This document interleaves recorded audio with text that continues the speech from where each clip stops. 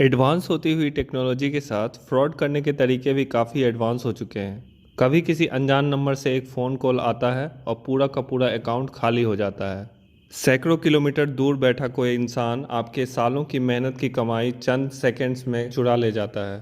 आज मैं बताऊंगा 5 इफ़ेक्टिव तरीके जिससे आप अपने अकाउंट को हमेशा सेफ रख सकते हैं। नमस्कार दोस्तों, मेरा नाम है अमित। तो चलिए शुरू करते हैं। सबसे पहला जो तरीका है वो है स्टे इन्फॉर्म्ड। आए दिन आरबीआई और बैंक्स अपने नियम कायदों में बदलाव करते रहते हैं। आपको इन बदलावों के बारे में पता करते रहना चाहिए। बैंक हमेशा इन बदलावों के बारे में अपने ग्राहकों को मैसेज के द्वारा सूचना देता रहता है। आपको इन मैसेजेस को ठीक से पढ़ते रहना चाहिए समय समय पर।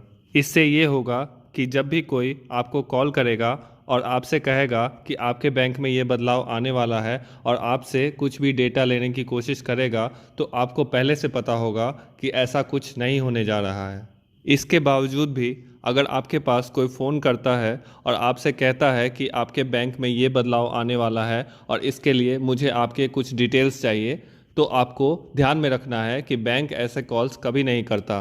अगर आपको कोई संदेह है तो आपको सीधा अपने ब्रांच जाना चाहिए। दूसरा जो तरीका है वो है फ़िशिंग से सावधान रहना। ये मछली पकड़ने वाला फ़िशिंग नहीं है, वो होता है FISHING। अब ये फ़िशिंग क्या होता है?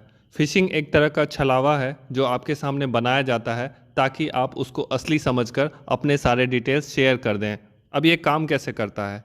इसमें आपको एक मेल आता है जिसमें कि आपको लगेगा कि ये बैंक की तरफ से भेजा गया मेल है, क्योंकि उसमें बैंक का लोगो बना होता है और काफ़ी सारी चीज़ें बैंक की तरह मिलती जुलती रहती है। तो एक आम इंसान ये नहीं समझ पाता कि क्या ये असली बैंक के ईमेल्स हैं या फिर ये फ्रॉड ईमेल्स हैं। इन ईमेल्स में आपको गलत इन्फॉर्मेशन दी जाती है और गलत ऑफर्स शेयर किए जाते हैं, जिससे कि आप लालच में आकर अपना सारा डिटेल जैसे कि कार्ड नंबर, CVV नंबर, ये सब उस वेबसाइट पे शेयर कर दें और आपके अकाउंट से पूरा का पूरा पैसा निकाल लिया जाता है। अब इससे कैसे बचें?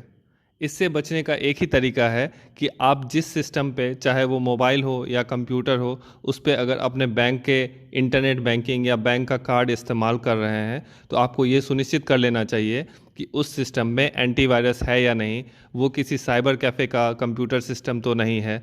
तीसरी बात जो आपको ध्यान में रखनी है वो ये, जो स्कैम करने वाले लोग होते हैं वो इस पेंडेमिक का, जो कोविड पेंडेमिक चल रहा है उसके वजह से जो डर फैला हुआ है उसका फ़ायदा उठा के लोगों के डाटा चुराने की कोशिश कर रहे हैं। फ़ोन, SMS या ईमेल से रिसीव हुई किसी भी जानकारी को बिलीव करने से पहले उस पर अपनी तरफ से पूरी रिसर्च कर लें। चौथी जो इम्पोर्टेंट बात है वो है कि आपको अपना OTP या पर्सनल डिटेल किसी से भी किसी भी हालत में शेयर नहीं करना चाहिए।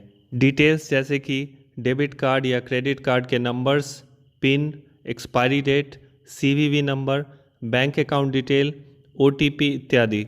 एक और चीज़ का ध्यान रखना होगा, कई लोगों की ये आदत होती है कि वो अपना इंटरनेट बैंकिंग का पासवर्ड और अपना ATM याद नहीं रखते, बल्कि कहीं लिख के रखते हैं या मोबाइल में सेव करके रखते हैं, जो कि ऐसा बिल्कुल नहीं करना चाहिए।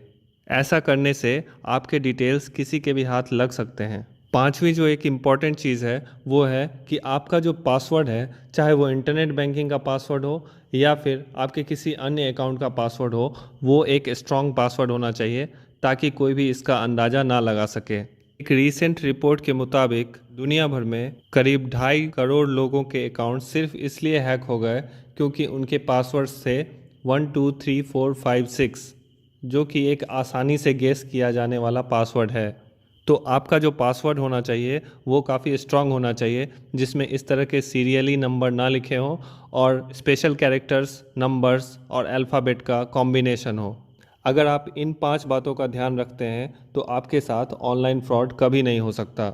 इसी तरह के इन्फॉर्मेटिव वीडियोस देखने के लिए मेरे चैनल को सब्सक्राइब कर लीजिए और इस वीडियो को ज़्यादा से ज़्यादा शेयर कीजिए। पूरा वीडियो देखने के लिए बहुत बहुत धन्यवाद।